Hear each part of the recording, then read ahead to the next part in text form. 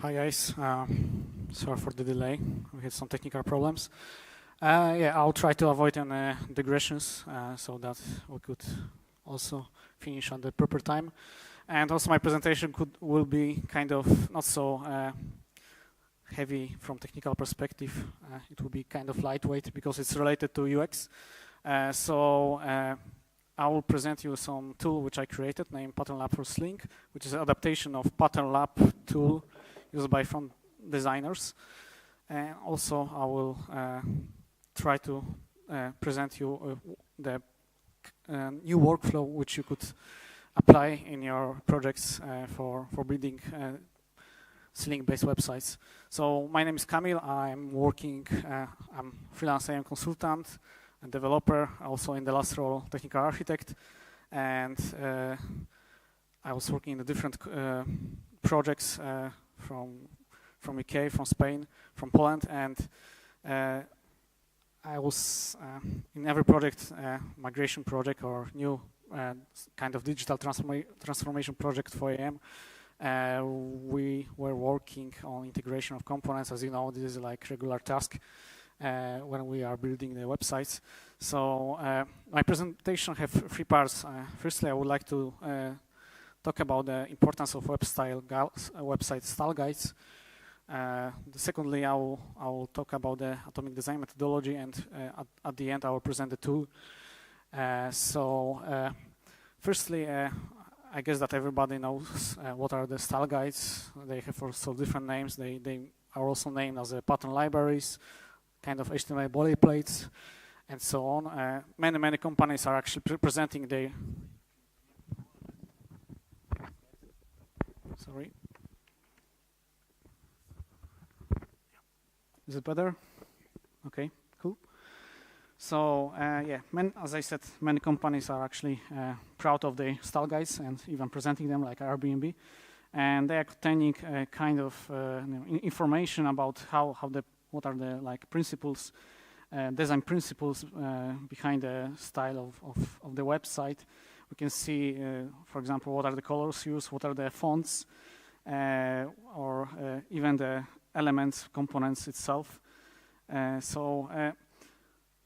What we should also remember that in our projects, actually, style guides are very often the kind of a base of how we actually integrate the site into AM or other system also. But we also need to remember what is the main purpose of them, which is the education and keeping the information about how the website is designed, and also showing to everybody that they are not only just examples of pages, or just articles or other type of pages. Actually, the websites are built from elements which also have some dependencies between them. So we can say that the first purpose of the style guides is keeping information about the design language, which actually is also a result of a lot of research when the designers are preparing these style guides. Also, style guides are a great tool for any designers, future designers who work on the new versions of the websites, or front-end developers who would like to build new features, because they promote this consistency and cohesion across the user interface. So we know when we build the new features how they should look like, or what are the principles we should look at. So also the style guides are used also to build the pages, the new, as I said, new features very quickly, as you will see later. They also provide you some tools to fast prototype and validate the designs. And finally, as the style guides, in most of the cases, they are like front-end applications. It might be just static HTML pages, but they might have some logic behind, and they also help to keep neatness in front-end code structure, and also keep some granularity of the code, and so on. So why I'm talking actually about website style guides, because I believe that they are like very important also step in the website integration process, for example, to AM. And usually this is like a usual process. In your company, you might have different processes, the different roles between people. And there are also not all the people like PMs or business parties included here. But just for example, how style guides might be placed in this process, we can say that the starting point are actually some designs that are presenting how we would like to, how the page should look like at the end, some examples, which might be just Photoshop files or PDF files, which are, as I said before, results of many weeks or even months of research, how the website should look like. And then based on these designs, front-end developers are building the style guides. Of course, front-end developers and designers might be part of the same team or the same people, but just I'm separating that for this example, that the style guides are created, and then they are integrated into AIM package or other system also. They are translated, the examples are translated into HTML scripts or other scripting languages, and some backend logic is added for authoring or for populating data from different data sources. And finally, the page, our application is integrated with AM it might be different environments depending on the project. But the thing is that during this process, we are getting some feedback loops. So the first feedback loops appears when we are actually building the style guides, and the front-end developers are asking, for example, the designers about some specific scenarios, because as I mentioned, the designs might be just some examples of the pages, and they might not predict all the use cases or the scenarios how the page can be built within AM or other system, or what the content can be used in the components. Also, the other feedback loop which appears is that actually the style guides are not in the system, right? So there might be some challenges related to the integration that we might also think about some authoring features that needs to be integrated, and because of that, this examples from style guides are not working properly, or it might be also some kind of scenarios of the content that, for example, in some components, we might put some boundaries on the number of text in the description, or we would like to not put the boundaries, and instead of that, we might have different look and feel of the component. So this feedback loop appears here, and at the end, we have also, bugs or any improvements required which comes from QA, also from designers, and depending on methodology which you use, also product owner or business parties. So at the end, some of these feedbacks are related to the front end. So it's also what I want to show here is that this process might be time consuming to integrate this web style guides. Usually what I've seen is that the style guides at some point of time are actually kind of deprecated. They are abandoned when all the elements of the page are integrated, then actually front-end can work on the A application and apply new small features or apply some fixes for some channels straight on AM, and they can be tested, and this workflow is actually much simpler. Also, there is a hidden assumption that front developers can have access to AM application code base, because they can be part of the external design external agency which is providing this style guides, and we were just in our company integrating these style guides. And also it might be the case that they can be in the same company, but they might not have, because of some security reasons, they might not have access to the production code. But it's in that situations also AIM developers take the responsibilities for how the style guides are built. However, then they also need to how the front-end is built in the application.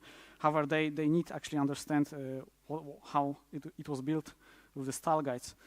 And also, what is important when the new features are coming to our application, then we might finish with this kind of scenario that we are getting the new examples of designs, and then the front-end developers would actually want to, because they, as I mentioned, some structure in the code, and they might actually again use the style guides, and then you will see that actually the problem which we wanted to avoid was actually only move in time, and we need to actually synchronize the style guides with the changes which we made in the AIM application.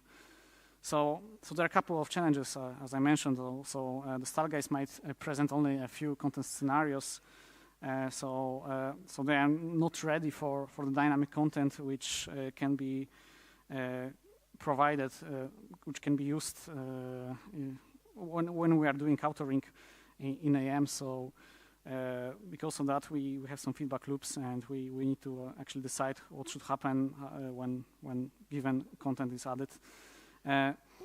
We might also not take into account the features for design authoring, which, for example, from the latest versions of AM, we have the template editor or a responsive grid container, which actually allows authors or template authors to modify the layout of the page.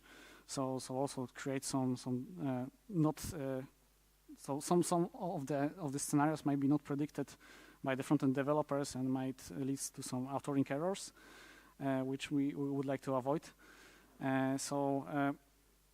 Also, what I notice in some style guides that sometimes they are missing the modularity, which we see in the components in AM. So the components can exist without each other. There are no any dependencies on them usually, of course.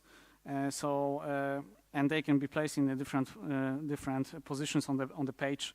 So thanks using the paragraph system, for example. So again, these are the scenarios that might be not predicted by website style guides, but the point is that because of lack of this modularity at the beginning of creation of the style guides, they are not adapted for the integration. And as I mentioned, there might be some authoring features in AM, like the decorative tags, like some authoring JavaScript and so on, which might not work well with the JavaScript from web style guides. And because of the separation, we are unable to test it straight away. And yeah, like it's kind of obvious that we are actually translating HTML examples from style guides into HTML scripts, which is also time-consuming, and we also need to analyze it properly. What is also important, style guides are treated as actual projects rather than designs foundations by other developers, like AIM developers or business. So they can be abandoned, and we can get into trouble because of that. And yeah, because some of the style guides might missing this methodology, which actually prepare them for the integration with the system, with WCM, CMS, and so on. There are also, of course, improvements to fix this, and we can have design sessions properly with the proper project iterations to actually produce more content examples, and so that we will actually reduce this feedback loop here significantly. However, it can still exist, of course, because of new features and so on for authoring.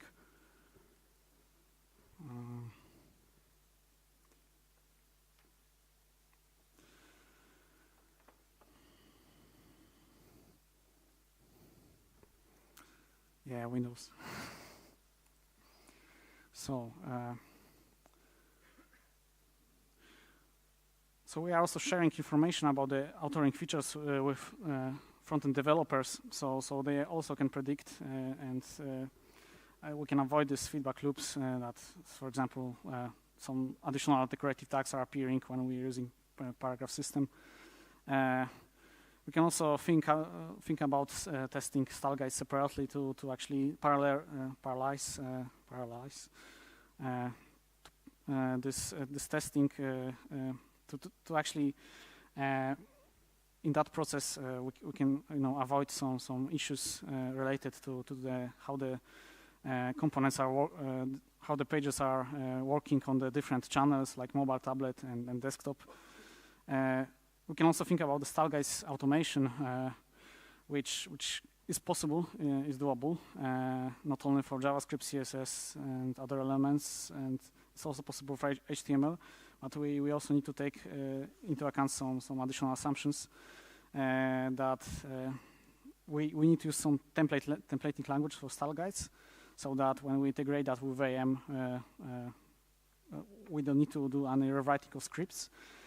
But also because AM application is supporting, the current support is for HTML, which is not used outside of Sling, unfortunately. We might need to use different templating language like handlebars and so on. So it's kind of dependency on custom solution here.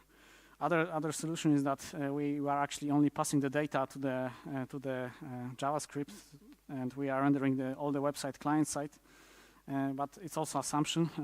In some of the cases, we might not have green light for this.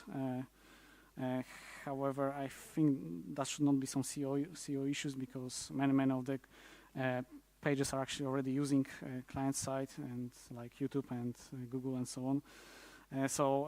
But there might be some compatibility issues or other reasons that we might not do the client side rendering. But I highly recommend that, of course. We can also think about introducing this modularity, this methodology, to create the elements of the page as modules, to style guides, elements, components, and that means that we could build the so-called pattern libraries. So that there is actually methodology very popular in the designing the websites during the last years, named atomic design.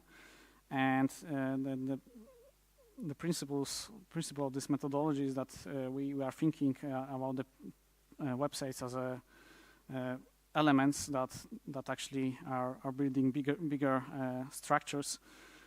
So the atomic design as a standard approach by default is distinguishing 5 stages of the interface to create this interface design systems, and these stages are hierarchical. So the previous stage is built from the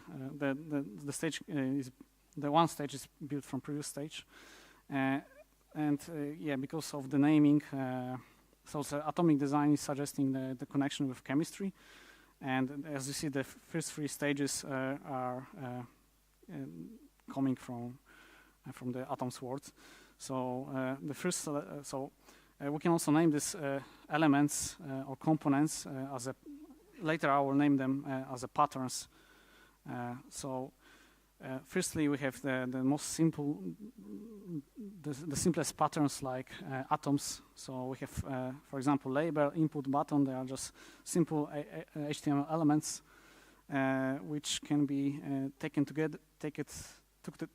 together and build more complex structures like molecules, which might have already some sense for the website.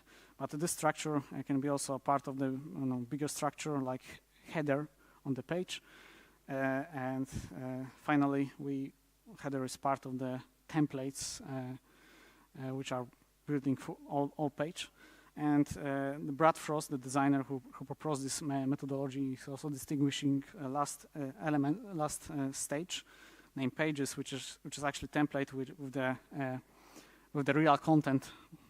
So the reason why he's actually distinguishing these stages, also the last one, is that we are going from abstract to concrete. So atoms are actually not, in most of the cases, they are not so. They cannot exist independently on the page. They are most frequently they are part of the bigger structures, So we're going with this flow, and we have molecules, organisms, templates, and during this flow we are finally finishing with the pages, and we might see that, for example, some atom might not work well with the real content, and we can go back in this process and fix that across all the pages. And also I'm asking here the question to you that do you see actually the similarities? I mean, I'm pretty confident that you see the similarities with AM components, but if we would like to follow this methodology in AM development, can we say that these patterns will be always the components in AM? Because it's kind of tempting idea that we could create each atom as a component and then compose them in the bigger components, and they will be subcomponents and so on and so on. And I like this approach because it's also in most of the cases good from authoring perspective. But what I want to say here is that we might not maybe go this way and maybe keep it separated in some cases also. For example, we might have the carousel component, which is kind of standard component when we build the pages, and the data, which is the elements of the carousel, are populated not by author or content editor or another person, but they are populated automatically from using some search query, and this carousel elements are displayed automatically. So there's no an authoring like for this carousel elements. So we don't need to create the dialogues and so on. And AIM component concept is actually very, very related with the authoring. So in that situation, we could just create this carousel element as a just HTML template and just pass the data to this and display it without creating any specific logic or creating any component. And another example is that Brad Frost and other designers are also showing there is also example of these atoms, molecules, more examples, and Brad Frost is designers are actually distinguishing also overlay as an atom. So overlay is just might be some semi-transparent overlay before in front of your component, and it might not have authoring at all. It might be just design elements, some pattern. So we don't need to create a component for this. Or it might be it might have authoring, but it might work totally different way. So we can have, for example, overlay template where we can drag and drop components, and then when we have some, for example, button on the page, when we can pass the path to this overlay, and then when you click the button, then it will display this overlay. So it's not editable as a normal component. But I'm leaving this question as open. It's actually the decision which needs to be made for every case. If we want, of course, follow atomic design approach. And designers staying behind the atomic design created also some the tool that allows to build these patterns quickly and also to collaborate in building them and test them across different channels. This tool allows you to. So this tool is actually rendering the script, which in the original version are written using masters, and they are getting some data, which are also hard, defined by the developers, and they are displaying the patterns, which are connection of the template and the data. So also what is important, the Patternlab also give you ability to create some documentation for the patterns, to see the dependencies, where the pattern is included, and so on and so on. So it's actually, as I said, it's a kind of methodology to build the style guides. So actually they are strict rules that needs to be. There are strict rules here, and thanks to this tool, we can follow them very, very easily. So how it can look if we apply the atomic design to the WCM project development, in my opinion, it's very suitable because the patterns which you've seen, they are from the beginning, they are modular. So the Patternlab is actually displaying each pattern without other patterns. The assumption here is that this pattern can exist on the page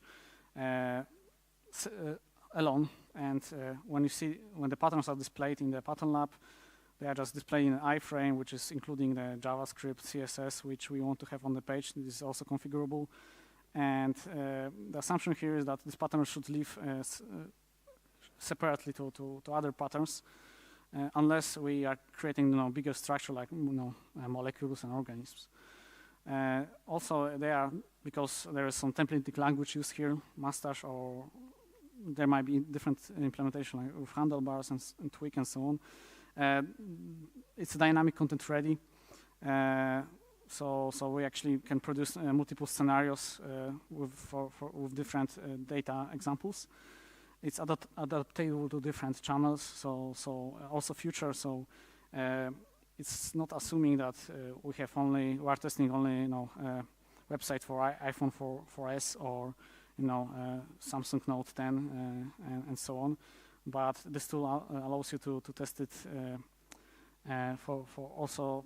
The assumption here is that the pattern should work for any breakpoint of the page, and the tool allows you to test it, which I'll show later during the demo. And because of that, they are actually reusable in different contexts, as they are modular, dynamic content ready for different channels. It suits very well with AAM, where authors are getting more and more responsibilities on building the design of the page. Yes, and this rule that the patterns are nested, it's also good from development perspective, because it's also increasing the code reusability, and because of these dependencies, we can very, very quickly apply the changes across all the site, and also reducing the time needed for this. And this Patternlab tool allows to do that easily and quickly. But still, the patterns created with Patternlab require front-end integration with any application. And it can be automated only by taking these assumptions which I mentioned before, so some dependency on custom solution or client-side rendering. So some of you might ask a question that why we cannot just develop the style guides? The front end in AM, because there are already a lot of improvements done during last years to make the front-end development much more friendly for the front-end developers. So we have HTML, right? And we have also, for example, JS Use API. Which helps to build the logic for the components, and also it can be used for some cases to build the view without authoring logic. So we can think about the example that we are implementing the component, and we can already implement the HTML script for this, and we can create some JavaScript logic, JavaScript Use API. File which is using JavaScript Use API, and it's just returning some JSON with data, right? So with that, we don't need to actually think about dialog or about data source. We can just test the view part of the component without the logic, the real logic. And also there are many tools appearing, which have been appearing in the last years. For supporting and accelerating the development with the repository sync and synchronization and support for HTML. So there are plugins. There's also group module Sling, which I'm using in the example of the application.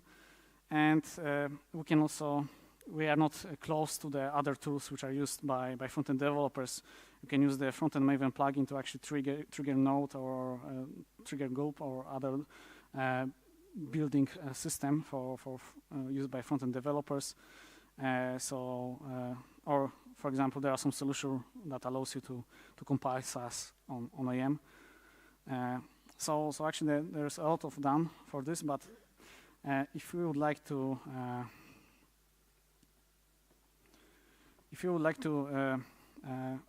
actually build style guides in AM or test different scenarios, it might be there are some obstacles for this. So actually, when we want to preview something in Sling, we actually need to build a resource, build a or in AM we need to build a component and templates and the content for this. So it's also common that, for example, during the AM project, we are building the so-called component libraries that we are presenting to our client, how the component behaves with different content and so on. So it's very useful. But if you want to prototype, if you want to design build this front end quickly, this is kind of obstacle, and it's also it's just more time consuming than building the style guide in that case. It's also difficult to validate HTML scripts with different data examples. So as I was saying, that we can, for example, create a JSON, the JavaScript returning the JSON for the logic, and passing this data to test the script. I think that's not possible to actually validate the script across multiple logics without actually rewriting the script properly. Or displaying the many examples in the one script, but the script is not ready for the component for authoring for data source, and also because we might not want to have all patterns if we go with that, for example, atomic design to be components, or there might be other dependencies which front-end developers might want to take. We are also missing this visibility of these design dependencies, because what we see these are only components, and they might have also some parts in common and include the same elements, which doesn't have sense when they exist alone. So we might miss this visibility of these dependencies, and it can also kind of lead to this, that when we are implementing the new component, then we are actually avoiding to reference what was already done previously, to avoid, for example, regression issues. So if there are some common CSS classes, we might go with the approach that we are actually creating the separate CSS classes for each component, and it also might affect some performance when we want to apply the global changes. Finally, we have also, it's popular to create the component libraries for example, demo purpose. However, they might not keep enough data about design language to build new features. So actually, what I want to show is that it would be good if we don't need to make this decision and to abandon style guides and develop in AM, or integrate the style guides. It would be great if you could just use HTML as template language and build style guides based on that. So this is the idea behind the Patternlab for Sling. So Patternlab for Sling is almost a very similar tool like you've seen on previous slide. However, it has some differences, some improvements, and adapted to the Sling. And I'll show you how this works in a second. But it's also important that this tool is actually not requiring you to actually apply any custom solution to your project. What you need only to do is to point for this tool the root path for your HTML scripts, which should be rendered, and with some data examples.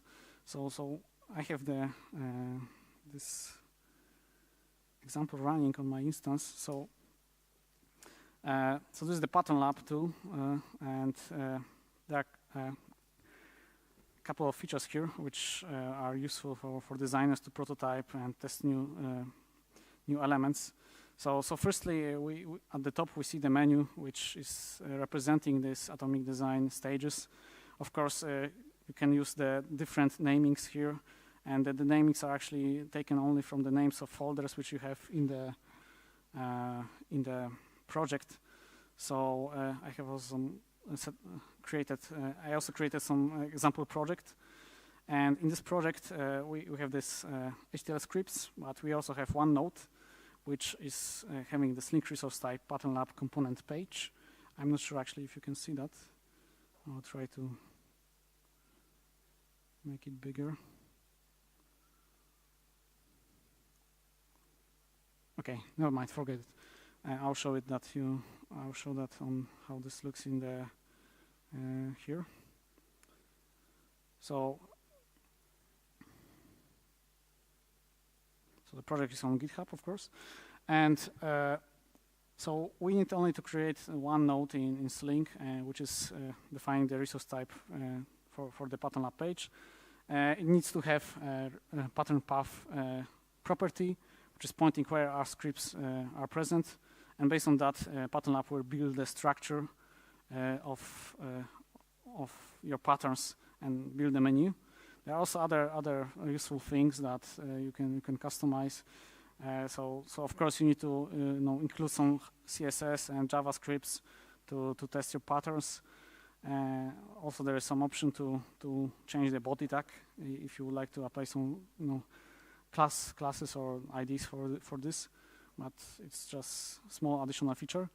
And if I come back to the tool, you will see that there are small differences compared to the original version, because in AM, which in HTML, which is very specific for this language, we might have multiple templates in one file. So actually, we have two levels of hierarchy here. So this level is presenting the folders where the pattern is present, and there is a small breadcrumb underneath, and which is informing about the name of the file where the script is present.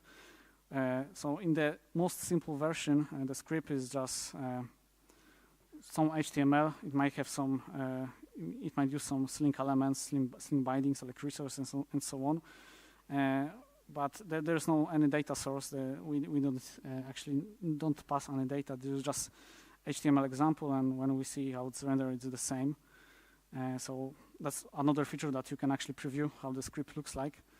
But in more, when you go to the next patterns, for example, I implemented here these colors as a separate template. So in HTML, we have template brand, neutral, utility, and so on, and they are displayed separately in Patternlab too, so that you can see here that there is additional stage for this pattern. You can also create some documentation, like in original Patternlab, which is using the Markdown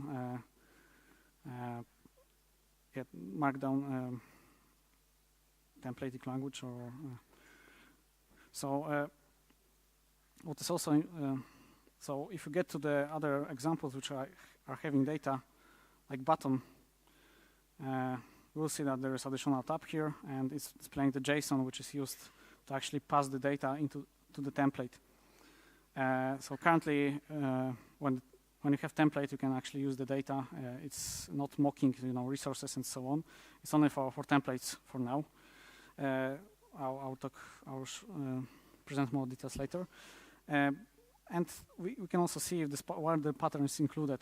So this is atom, so it's included, for example, in form. Also important thing is that patterns have some IDs which are created based on the structure in the content. They are also using the template name, and they are also based on the name of the data file, JSON file. So when we go back to the repository, we'll see that we have the structure here, and when we have the button, it has this template, and there is the button JSON here. So to make it work with Patternlab, it's only enough to you only need to actually create the script, and the script which has the same, and the data and the JSON which has the same name, and then Patternlab will automatically push this data into the placeholders in your template.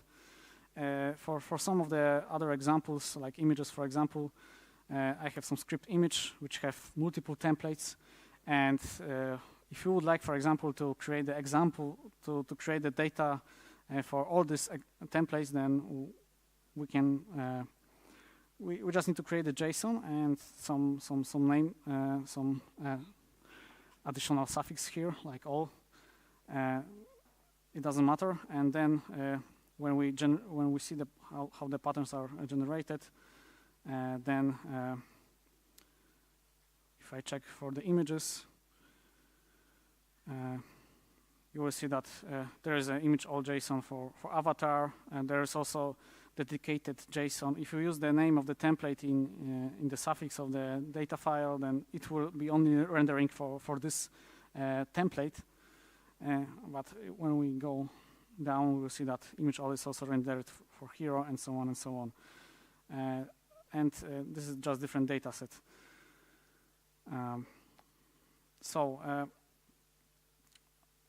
Also, as you see, actually you can test your pattern with the different data sources. There is also the feature from the original Patternlab, which also allows you to test your elements for this different width of the page. There are some buttons that allows you to randomly choose some breakpoints, because the assumption is that the pattern should be adapted to any breakpoints, and so we can change it. We can go also to full. There's also disco mode that will randomly choose these breakpoints. You also seen that there are some dependencies between the elements, and you can also see that for image maybe it's not visible, but if you go to the other structure, like some blocks, so also each of the elements is you can navigate. So if you want to see all the examples of media template in media HTML file, and then you can just click it. In that case, it's only one template. If you want to see all blocks, then you can also click it. And you can see that, for example, this molecule contains the progress pattern, and it's included in the following patterns. So if you go, you can also click here and go to this pattern and see other examples. So in that case, we want to organisms which are created from molecules, and we see that we have this template. We have some more advanced data source, and so on and so on. So and we also can see HTML output. You can also quickly search for the patterns. There is option here, but you can also use the shortcut Ctrl+Shift+F, and you can go quickly and, for example, search for buttons. So it will just quickly navigate, and you will see the pattern which you are searching for. What is also important, when you have a single pattern, you can also preview, open that. That's the option in new window, because each of the pattern actually, when in this tool, is displayed in the iframe. When we inspect the element, we'll see that this is just iframe, which contains the markup of the pattern and script and CSS and other scripts which are in head. So we'll see that it's actually pointing to the page, the same page with URL with additional selector row. So we can also open this page, clicking new window, and then the selector is displayed as it is. So it's also the feature which allows you to display this page, like, you know, display the patterns like in the final shape. And it might be also some useful to integrate, for example, this patterns with some automation testing for UX, so that if you make the changes, then you are actually checking these raw patterns, and then you can also see the impact of your changes. And also, because we see which patterns are included where, if we change the button, we'll see what is actually affected here.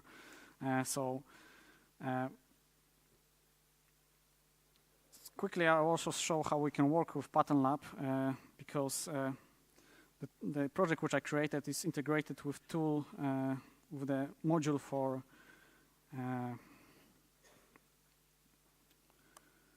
with Maven front-end plugin, and also with it's actually when we build this project, it's actually also generating the CSS file from SAS. It's also taking the scripts and putting them together, uglify them, and so on. But also there is a plugin, there is a module named Sling, which allows you to, it's using curl to quickly upload the files to your Sling instance. Similarly, like we have, we are working with different front-end tools with Node.js and so on. We can perform this watching, so that if I trigger now this and use this gulp, then when we apply the changes to some elements, for example, let's go back to let's try to search for headings, presenting what headings you have, and I made some changes before my talk, and if I would like to revert these changes and go back to the original scenario, I made the changes, and Sling is synchronizing the content, and when I refresh this, then it's automatically applying in Sling. So we can, it's only changing, we are working the same way with the front end as working with style guides. We are just using different commands or different configuration, different tools. But the thing is that we can modify these elements in real time.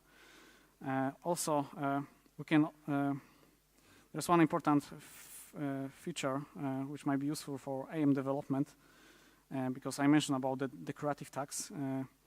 And actually, these patterns are included with data slide include or data slide template in this tool. So there's actually one example of the molecule here, and you already have this pattern. And there is a special element which you can add to your JSON pattern tag, and it will actually define what should be the pattern decorating what should be the HTML element decorating your pattern. So that is for the cases when we actually want to have some element that is existing in other elements, but we might not want to. So this element might require additional decoration when it's not included in other element. So, for example, we have 3 touts here, and when we check the code, they are actually not having this decorative div, which is defined. They are using li elements, and actually li is used here, so to call this pattern. So it's also very important that when we are using data slide include the data slide template, we are actually controlling also what is this, what is the tag which is used for decoration of the pattern or HTML script. So yeah, I think that these are all the features which I wanted to present you. Yeah, actually, it's also important that you can create prototype examples also very quickly. So if we have, for example, the stouts, and I would like to, so the example is here. Sorry, no. So this stout list, it's different pattern. If I search it in my IDE,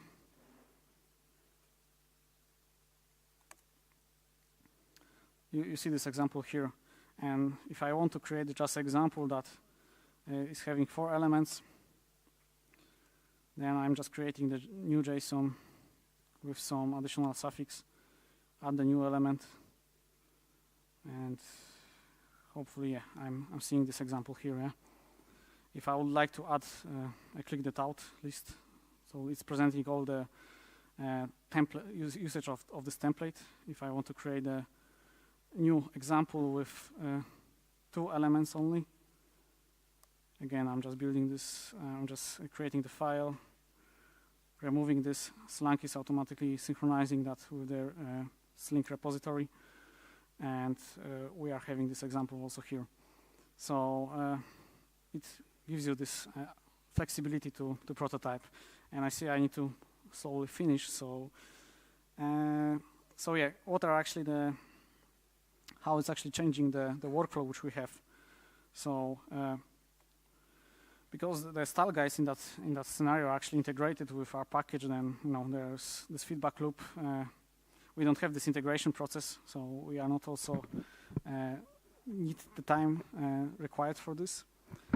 And also because these patterns are existing, are HTML templates, we can also introduce some segregation of duties here. And front-end developers can just focus on working on templates, and developers can focus on authoring and providing data source in the same AIM package, and this is connected with the HTML and client libs, but of course it doesn't mean that AIM developers cannot modify the templates, or front-end developers cannot modify the components or do other things connected to logic.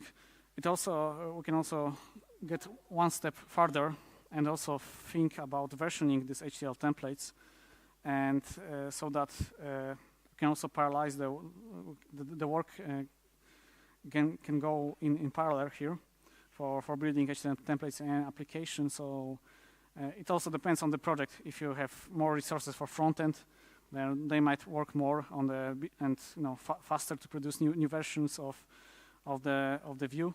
However, and then the AIM developers working on AIM application, they can use this feature toggling technique, which is just simply referencing proper version of the templates in your component, calling the proper version. This concept is also, you can see this concept with the latest version of AIM, when we have so-called component proxies component. So we are actually creating the components which are referencing other components, or referencing the Sling models with the proper version. And with this we can control if this feature is ready for production. If not, then we are using code feature, but we can still implement the feature, and we can have this continuous integration without branching, merging branches, any branching strategies. So in that case we can separate also work of front-end and AIM developers.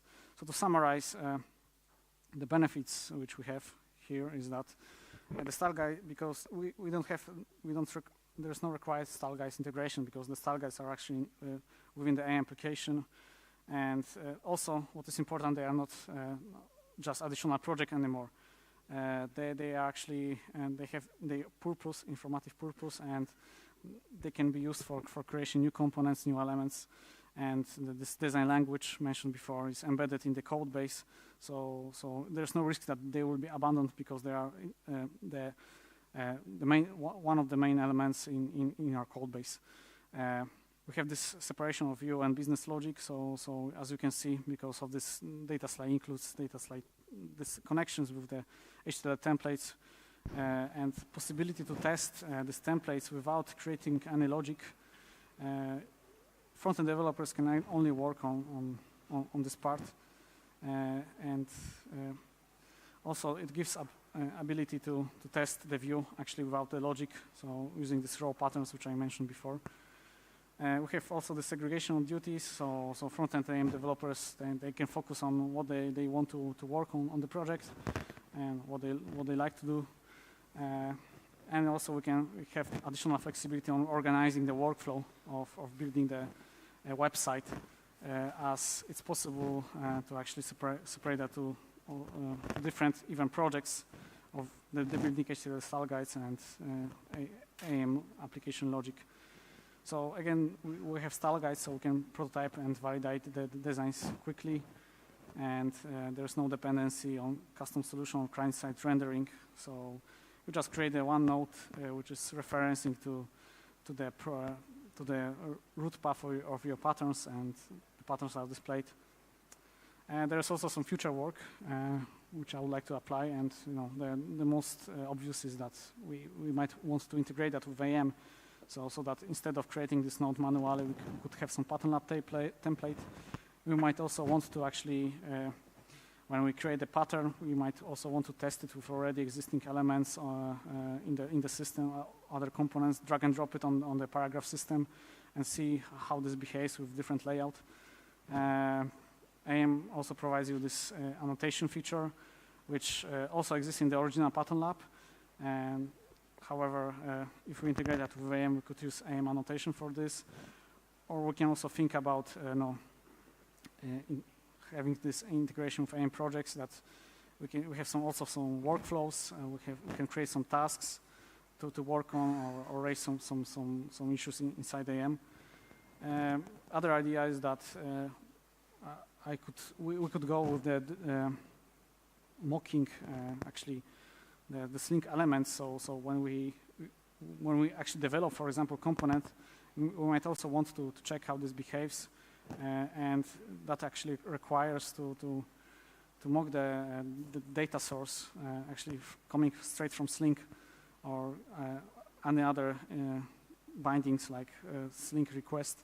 So for example, if we would like to present that this component behaves differently when, for example, we are having some attribute in request, or we're having some selector, then it would be nice to actually display it. So I'll finish with a question that, and the quote, that the hard part is actually building the machine that builds the product. So I've seen in many cases that we can actually get into trouble when we integrate the style guides. So I've seen that there's a lack of proper tool that would allow you to actually use style guides inside Sling, and finally also in AM. So if you see that it's kind of useful, then I encourage you for testing and giving some feedback, and also for collaboration, because this is open source project. So you can also give some tips what can be changed, or also help to implement that. So that's all from my side, and there's also in the presentation we will also see some additional links to where you can download this, you can find this tool, and the references to the concepts which are in the presentation. So that's all. Okay, thank you.